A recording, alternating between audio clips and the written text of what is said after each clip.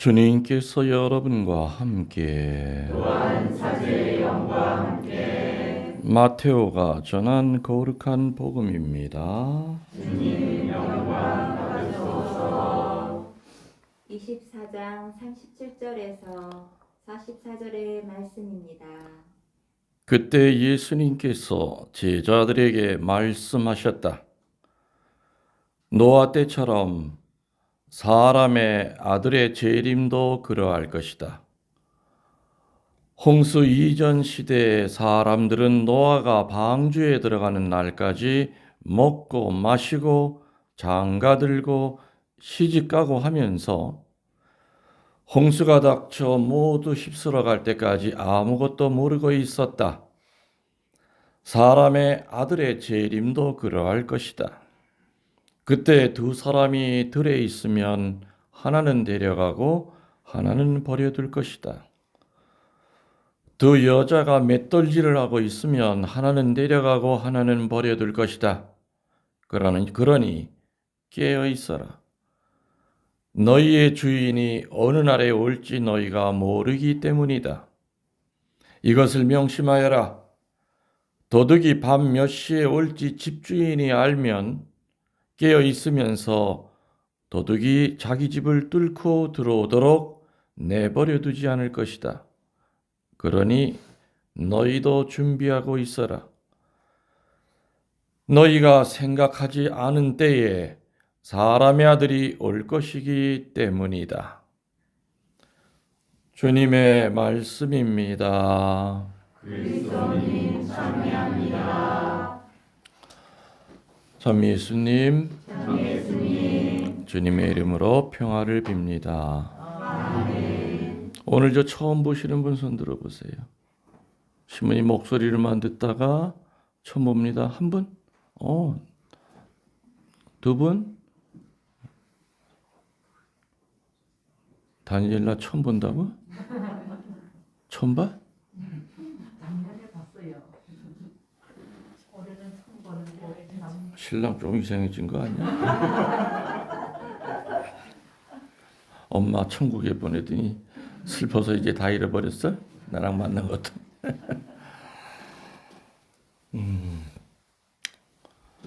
퀴즈 내볼게요. 네, 상품은 없어. 근데 되게 쉬운 거. 손과 발 중에서 어느 쪽이 더 대접받고 살까요? 손과 발 중에서. 이거 어려운 거 묻는 거야 지금 내가? 아유, 당연히 손이지. 뭘 이렇게 한참 생각해. 또 두 번째 퀴즈. 그러면 손과 발 중에서 어느 쪽이 더 고생하고 살까요? 그거는 경우에 따라 다 달라. 손 고생하는 사람이 얼마나 많은데, 그죠? 그럼 세 번째, 손과 발 중에서 항상 캄캄하게 사는 쪽이 어느 쪽일까요? 그렇죠? 팔이죠. 얘는 햇빛을 못 보잖아. 뭐 벗고 있지 않는 이상은 양말 신고 살아야 되니까. 마지막 퀴즈. 손톱과 발톱 중에서 어느 쪽이 더 빨리 자랄까요? 손톱. 이유는? 노출에 대해서. 응? 노출돼 있어서. 그거는 답이 아니고. 그럼 코도 계속 자라게 이렇게. 귀도 이렇게 부채처럼 커지고 입은 계속 찢어지고 노출이 돼 있어서 그건 아니에요. 맞긴 맞아요. 지금 답한 게 손톱이 훨씬 빨라. 3배 내지 4배 이상. 손톱 2번 두세 번 깎을 때 발톱을 한 번만 깎으면 돼. 그 의학적으로 이유가 있는 거예요. 햇빛을 받았다. 똑같은 얘기야. 정답이 뭐냐면은 계속 쓰잖아. 이 손끝에 이 혈관이 계속해서 운동을 하기 때문에 거기 붙어 있는 이 손톱 뿌리가 빨리 자라는 거예요. 무슨 이해가 되세요? 계속해서 내가 여기 와서 8월 1일부터 이제 식복사가 없이 사는데 진짜 손톱이 빨리 자라. 하루 종일 설거지하거든. 밥하고 설거지하고 닦아야 되고 청소해야 되고 그러니까 다른 때는 책장만 넘기던 손이었단 말이야. 그지? 책만 보던 손이었는데 여기 와서 내가 다 해야 돼. 뭐 망치질도 해야 되고 다. 그러니까 손톱이 또 벌써 깎을 때가 됐네. 그래서 내가 찾아봤단 말이야. 이거를 왜 손톱이 빨리 자라왔더니 나와 있어. 검색을 해보니까 여기 신경세포가 많이 쓰면은 그만큼 손톱이 빨리 자란대요. 3배, 4배 이상이 빨리 자라. 그래서 가만히 생각해보니까 맞아. 발톱 깎으려면 한참 멀었는데 얘 벌써 깎을 때 지났단 말이죠. 손은 많이 쓰기 때문에 발톱보다 손톱이 3, 4배 이상 빠르게 자라요. 그럼 닫으시오. 손가락 끝을 자극해서 손톱이 빨리 자라나게 하기 때문이라는 거죠. 그래서 이 손톱 빨리 자라는 걸 보면서 어떤 생각이 들었냐면은 이 손톱 빨리 자라는 것만큼이나 우리들의 믿음이 빨리 자라면 얼마나 좋을까. 봉사를 열심히 해요. 봉사를 열심히 하면은 거기에 비례해서 믿음도 커진다고 봐야죠, 보편적으로. 맞죠? 네. 봉사 안 하는 사람보다는 봉사 열심히 하는 사람이 믿음이 커져요. 입으로만 봉사한다고 떠들어봐야 그건 믿음이 안 커. 주님, 저는 몸이 아파서 봉사는 못해도 마리아처럼 예수님 발치에 앉아서 기도는 열심히 합니다. 물론 그것도 믿음이 커지겠죠. 손톱은 이렇게 빨리 자라는데 왜 내 믿음은 하느님한테 가려면 아직도 멀었을까? 그 생각을 손톱을 깎을 때마다 참 진짜 빨리 자란다. 저는 이게 공기가 좋아서 빨리 자라는 줄 알았어. 그게 아니라 찾아보니까 이유가 있더라 이게 계속해서 만지니까 손톱이 빨리 자란다는 거예요.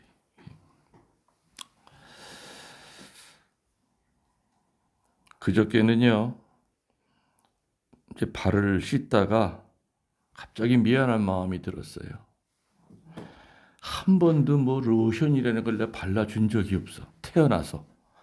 그냥 비누칠만 하고 끝났지. 손은 그래도 뭐 바르잖아. 스킨이라도 바르고 뭐 바르잖아요. 발은 한 번도 바른 적이 없어. 그래서 내가 그저께 정식으로 사과를 했어요. 발한테. 로션을 정성스럽게 탁 발라주면서 되게 빨리 흡수가 됩니다. 얘가 안 먹다가 먹으니까 쫙쫙 빨아들여. 그러니까 발도 말랑말랑해지고. 물론 이게 전용 뭐 로션이 있다며요. 그거 하나 좀 사보내. 나 그런 건 없어. 또 다 사보낼라 또. 그냥 뭐 바디 로션이라도 발라주니까 이 발이 너무너무 행복해하는 거예요.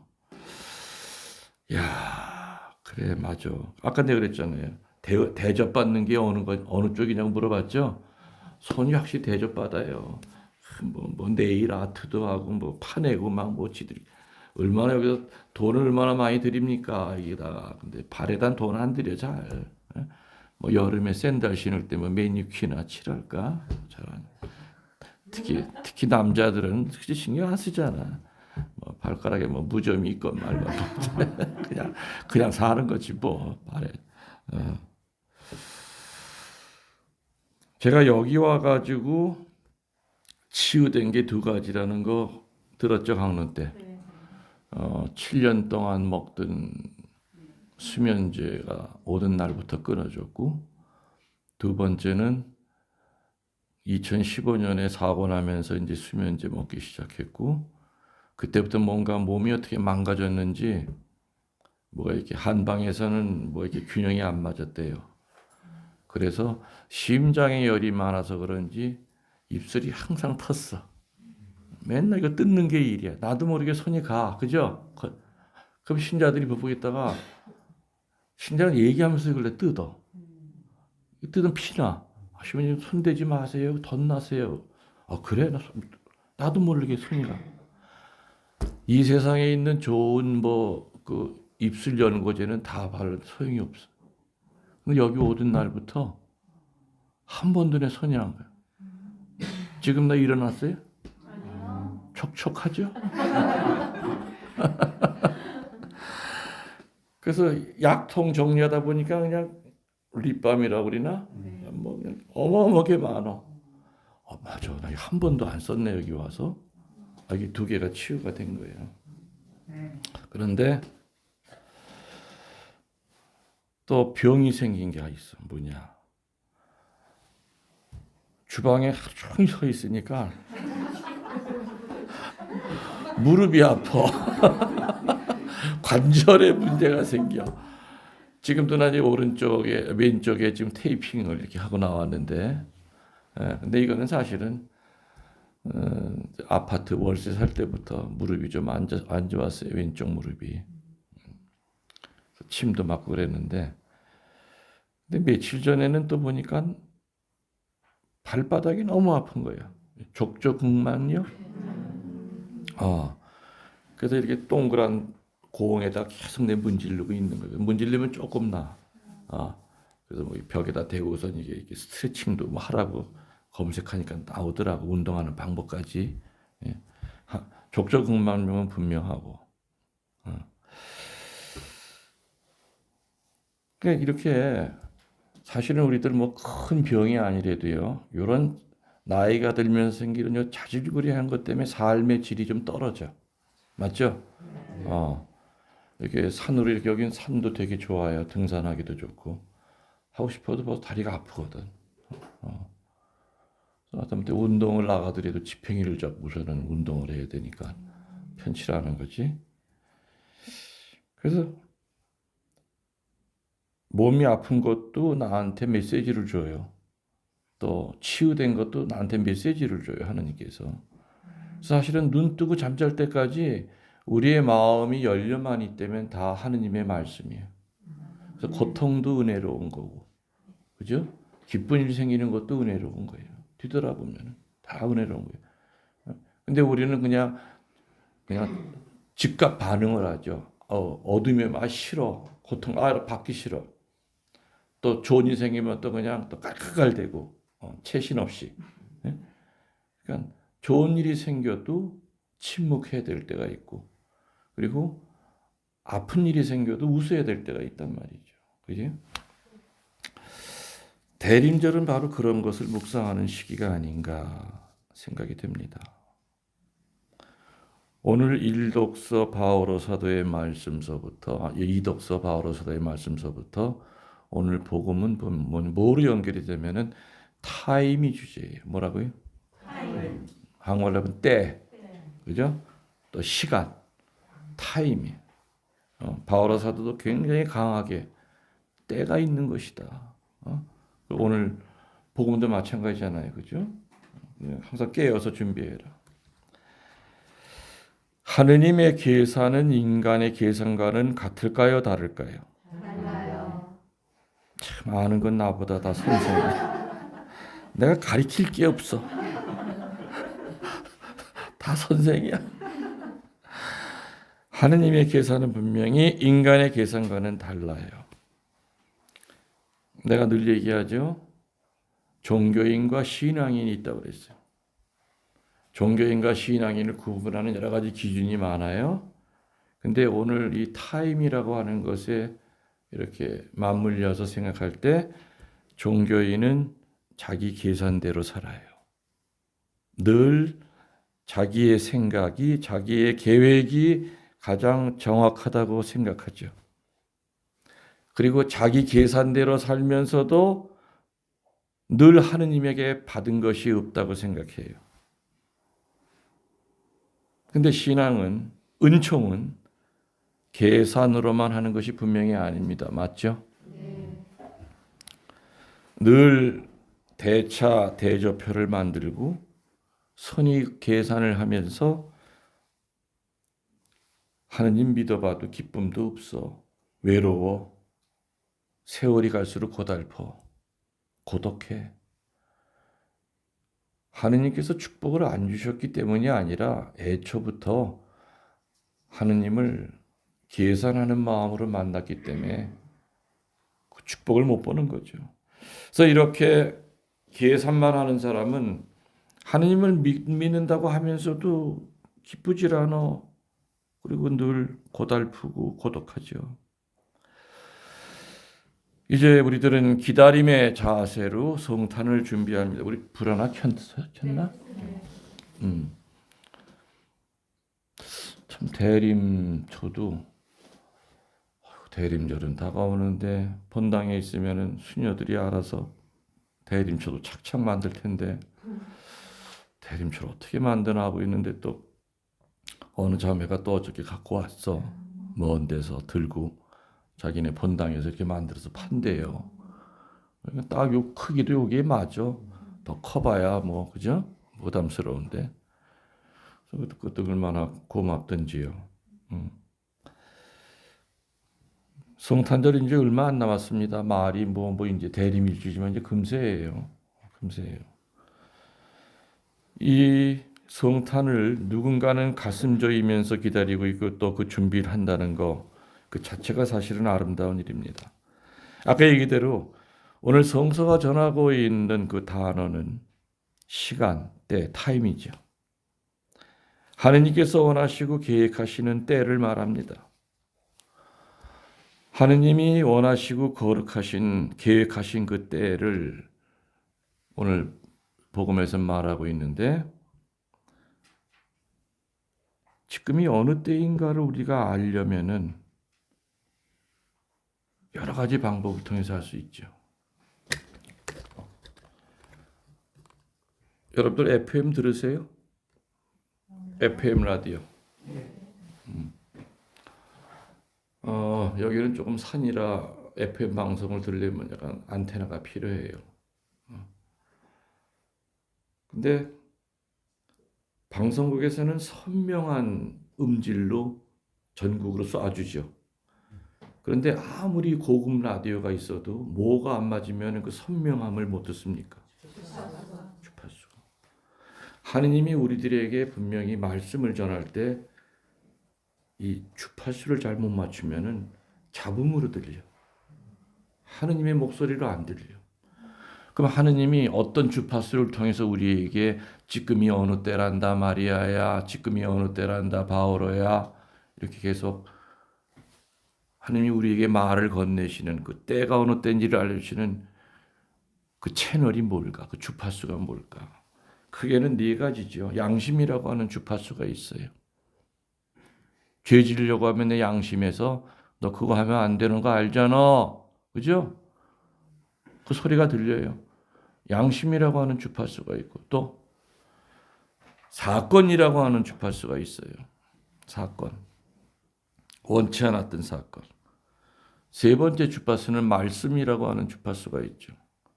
오늘도 이 김웅열 신부의 입을 통해서 하느님께서는 분명히 메시지를 전하고 있는 거죠. 네 번째로는 누구나 이 네 번째 것을 통해서 하느님 목소리를 듣기를 원치 않아. 고통이라고 하는 주파수가 있어. 근데 다른 어느 메시지보다도 이 네 번째 메시지가 정말 강해요. 지나고 보면은 힘들었지만은 당할 때는 지나고 보면은 정말 선명하게 어느 때보다도 주님이 내 곁에 가까이 와 있었던 순간이었구나 하는 것을 그 순간에는 모르죠. 지나고 나면은 그 메시지의 강력한 파워풀한 걸 알게 돼요. 세상 만사다 때가 있습니다. 전도서 3장의 말씀처럼 심을 때도 있고 거둘 때도 있고 울 때가 있으면 또 웃을 때도 있죠. 못 알아들을 때도 있고요. 또 그전에는 몰랐는데 10년이 지나서 알아들을 때가 있어요. 때가 있어요. 그래서 사람은 때를 잘 알아야 됩니다. 사업이나 장사하는 사람도 때를 놓치면 큰 손해를 봅니다. 남이 안 하던 거 해야만 돈을 벌죠. 남이 돈 잘뜩 번 것도 그 따라서 하면 또 망해요. 배추가 잘 돼. 그럼 또 그 다음엔 다 배추 농사죠. 그럼 어떻게 돼요? 똥값이 돼. 그냥 돈 버는 거는 다른 사람보다 한 발 앞서가야 돼. 신자들이 가끔 그래요. 신부님은 성지에 그렇게 많은 돈이 필요한데 왜 한 번도 돈 얘기를 안 하세요? 그래. 그래서 난 그러죠. 돈 없는 사람들이 들으면 뺨 맞을 얘기지만 난 눈만 감으면 돈 벌 게 이렇게 이렇게 보인다. 왜 돈들을 못 벌까? 아니, 난 아이템이 되게 많거든요, 사실은. 이래서 내가 군종신부 때 어떤 일이 있었는 줄 압니까? 군종신부 그때는 뭐 군종교구도 없던 시절이죠. 40년 전이니까. 그리고 뭐 군인들이야 사병들이 무슨 헌금을 내요. 그때 대위로 인간하고 하니까는 그때 대위 봉급이 4만 원이었나. 이거 뭐 초코파이만 사다 주지 뭐 아무것도 없어. 아, 이거 돈을 어떻게 하면 벌까 생각하다가 성지가지 주일이 가까웠어요. 그래서 오늘 전방에 가니까는 그 국민학교 담이 전부 다 측백나무로 돼 있어요. 아, 그래. 서울에 이렇게 큰 본당은 나무 시장에 가서 그걸 사오거든. 다발을 묶어서. 그래.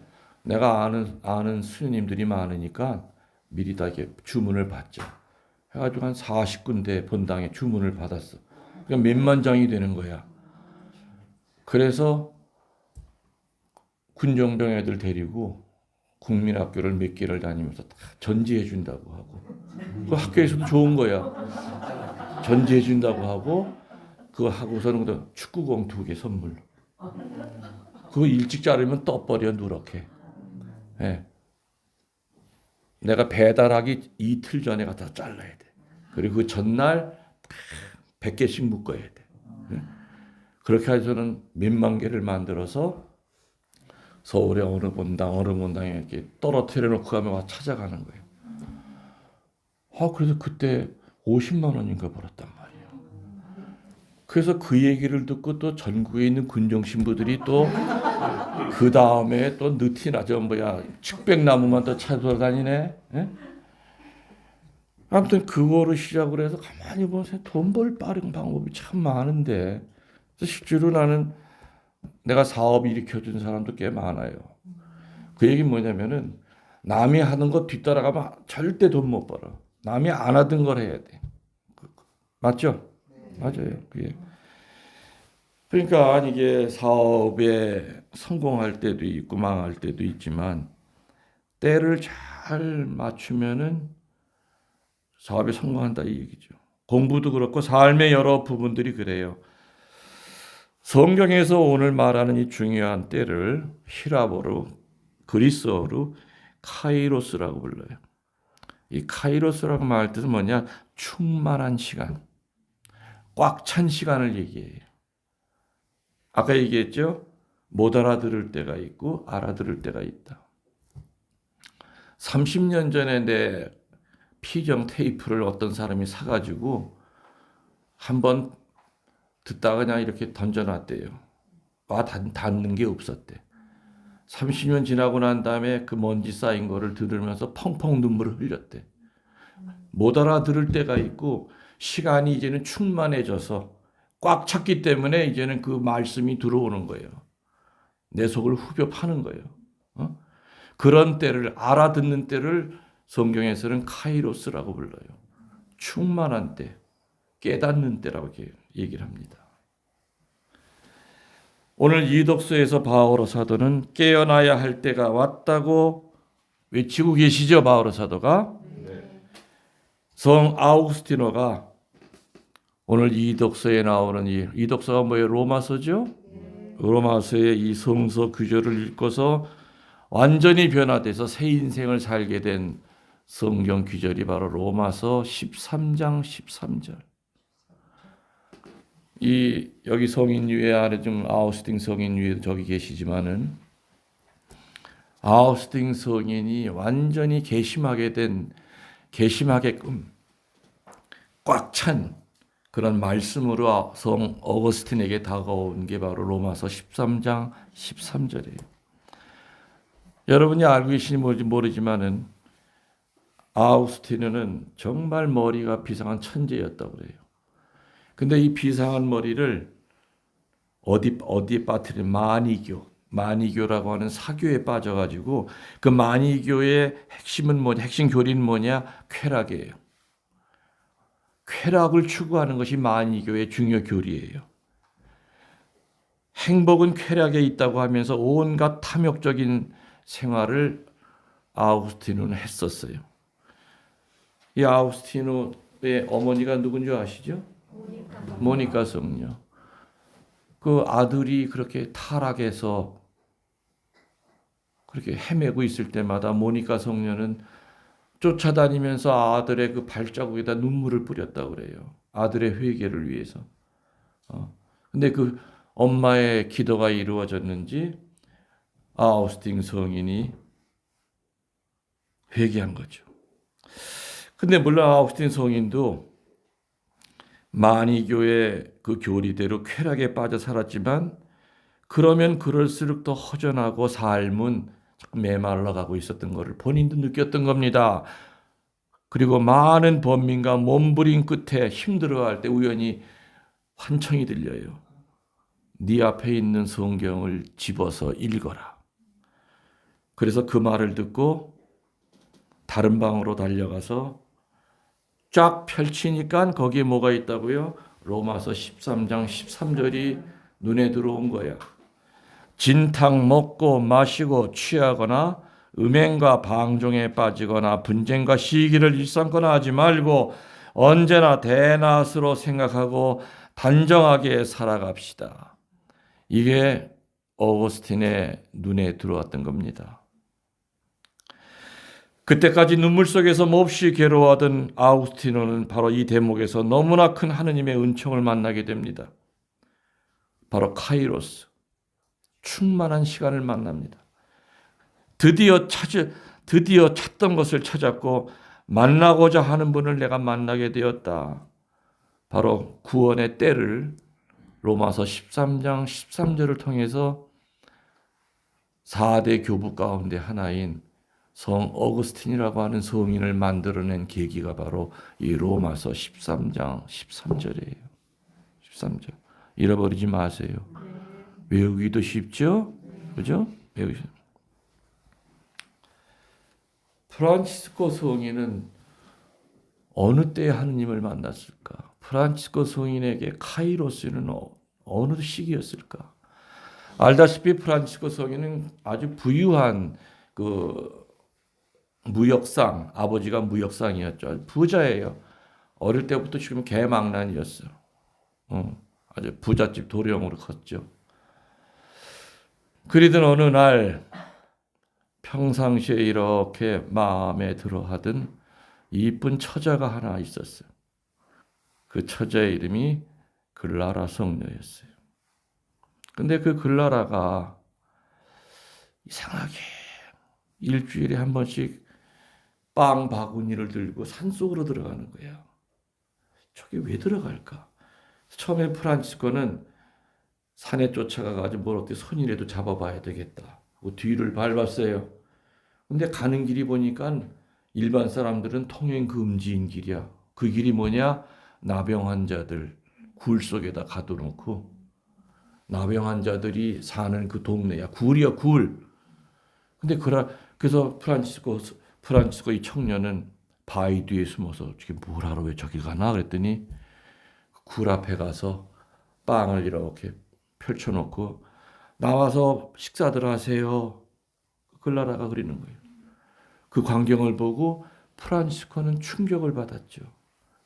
기어 나오는데 보니까 뭐 얼굴은 아무것도 없어. 다 눈, 코, 입 다 떨어지고 손가락도 없고 기어 나오면서 그런데도 그 글라라는 깨끗한 수건으로 다 고름을 닦아주고 그 광경을 저 멀리 바위 뒤에 숨어보다가 카이로스가 된 거예요. 하느님을 만난 거예요. 그때부터 완전히 돌변했죠. 그래서 기울어져가는 중세를 일으킨 위대한 성인이 나온 거예요. 맨발 수도자로서 모든 청빈의 그 모습을 갖고 살아간 거죠. 글라라 성녀도 나중에 이제 수도자가 됐죠. 그래서 한 400~500km 떨어진 먼 거리에서 수도원을 만들어서 프란시스코 수도원, 글라라 수도원을 만들어서. 그래서 심리학에서는 이 프란시스코와 글라라 성녀의 이 사랑을 플라토닉 러브라고 불러요. 플라토닉 러브의 가장 전형적인 그 사람들을 프란시스코와 글라라 성녀라고 그래요. 이 두 분은 400km 떨어진 곳에서 기도를 합니다. 기도하면서 막 대화를 나누겠죠. 그러다가 한 2년 후에 생시를 만나요. 만나면서 우리 지난번에 어디까지 얘기했었죠 하면서 대화를 이어갔다고 그래요. 그러니까 이러한 경지에 이른 분들은 시간과 공간은 아무 문제가 안 돼요. 그래서 뭐 예를 들어서 비안내 신부님 같으면 동시에 여러 군데 나타나셨죠. 오상에 비 오신 분님도 동시에 여러 군데 나타나셨고 이런 특별한 은혜를 받는 분들이죠. 프란시스코가 하느님을 만났을 때는 나병 환자 굴 앞이었던 겁니다. 거기서 바로 하느님의 그 충만함을 알았던 거죠. 또 제가 가끔 피정 때 얘기하지만은 물리학자이면서 철학자였던 파스칼, 그죠? 파스칼. 그 양반은 한평생 자기 양복 안쪽에다가 양피지에다가 글을 써서 붙들어매 갖고 다녔대요. 죽을 때까지. 거기 뭐라고 써 있느냐? 아브라함의 하느님, 이삭의 하느님, 야곱의 하느님, 그리고 나 파스칼의 하느님을 몇 년 몇 시에 만났노라.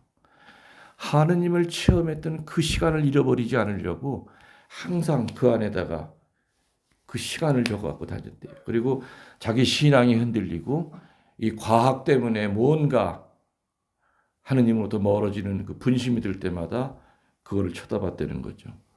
우리 서울방장은 뭘 이렇게 내 얘기를 적고 있다고? 하도 열심히 두둥겨서 뭘 하나 계속 두둥겨.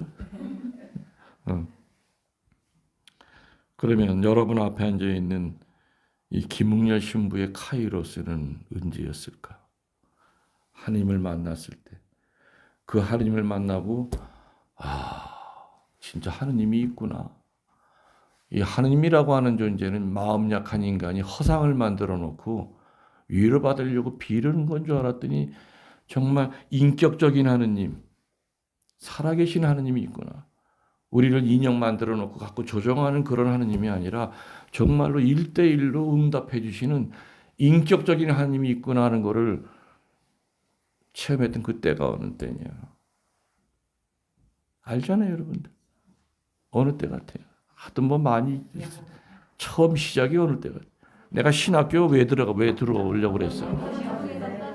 그렇지. 시체로 변한 아버지를 끌어안고 하느님 당신이 정말 계시다면 내 가던 길 다 포기하고 신부 되겠습니다. 15분 지나서 죽은 아버지가 심장이 뛰고 맥이 뛰고 의학적으로는 불가능한 거였어요. 내 눈앞에서 기적이 일어난 거예요. 그때 나는 하느님한테 정말 당신이 계시군요. 그 수많은 사람들이 동시에 기도해도 똑같이 인격적으로 대하시는 하느님이 계시군요. 사람은 그 충만한 때를 체험하고 나면 다 포기할 수 있어요. 그 충만한 때를 체험을 못하기 때문에 자꾸 애끼고 인색해지고 쪼잔해지고 죽으면 아무것도 못 갖고 가는 거 가지고 내 가장 가까운 사람한테 너그럽지 못하고 상처 주고. 그래서 하느님을 만나는 이 카이로스. 그래서 오늘 바오로 사도와 오늘 복음은 그 충만한 때가 다가오고 있다. 육적으로는 2000년 전에 인간은 하느님을 만났죠. 마국간에서 만났어요. 분명히 만났어요. 그리고 해마다 대림절은 계속 돌아옵니다. 사람마다 만나는 게 다 달라요. 만나는 시기가. 그 대림절은 우리가 지난 1년을 반성하면서 보다 더 성숙하고 새롭게 변화되는 그러한 은혜를 청하는 시기라는 것을 명심하시기 바랍니다. 그런 의미에서 대림절은 성장의 시기이고 또한 회개의 시기입니다. 대림절 때 각 본당에서 본당 신부님들은 피정 스케줄을 잡아서 대림 피정을 많이 하죠. 준비시키는 거예요. 처음 서두가 저는 하느님의 계산은 우리의 계산과는 다르다. 살아보니까 정말 달라요. 내가 완벽하게 계획하고 더 이상 더 완벽할 수가 없어 했던 그 계획이 한순간에 허물어질 때도 너무너무 많았어요. 그리고 하느님은 다 허물어뜨리고 난 다음에 당신이 목수가 돼서 기초를 놔주시고 당신이 직접 못을 받고 내가 만들려고 했던 그러한 집보다도 훨씬 더 강한 반석 위에다 집을 만들어 주시더라. 그래서 하느님의 계획과 우리의 계획은 달라요. 우리가 원하는 때에 그분이 오시는 것이 아니라 그분이 원하시는 때에 불쑥 오세요. 지금 와주세요. 그때 그분이 오실 분 아니에요. 그분이 원하는 때가 있어요.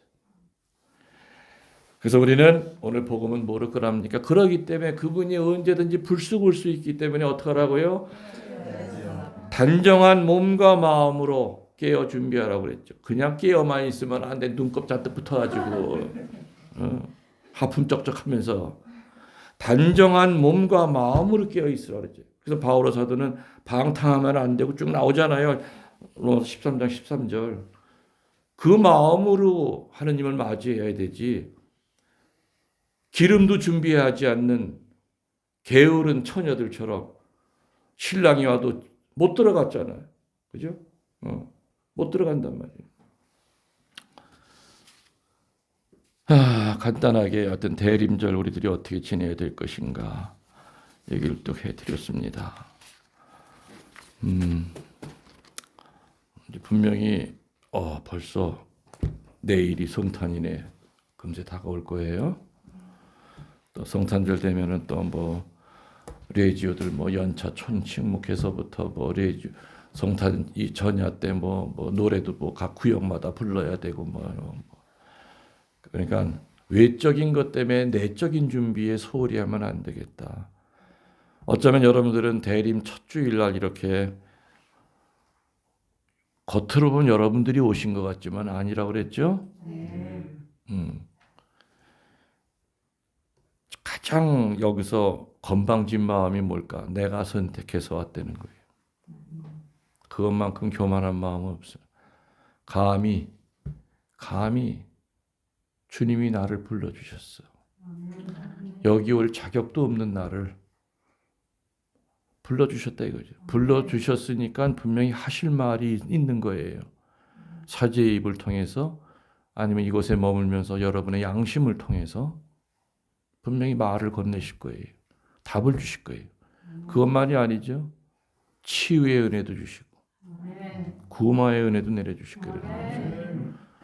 불러주셨으니 그분이 분명히 뭔가 주실 게 있기 때문에 부른 거지 그냥 심심해서 부르지는 않으셨을 것이다. 대림절을 준비하면서 오늘 받은 은혜 우리들이 잘 생각하면서 열매를 맺도록 노력합시다. 우리의 신앙을 고백하겠습니다. 전능하신 천주성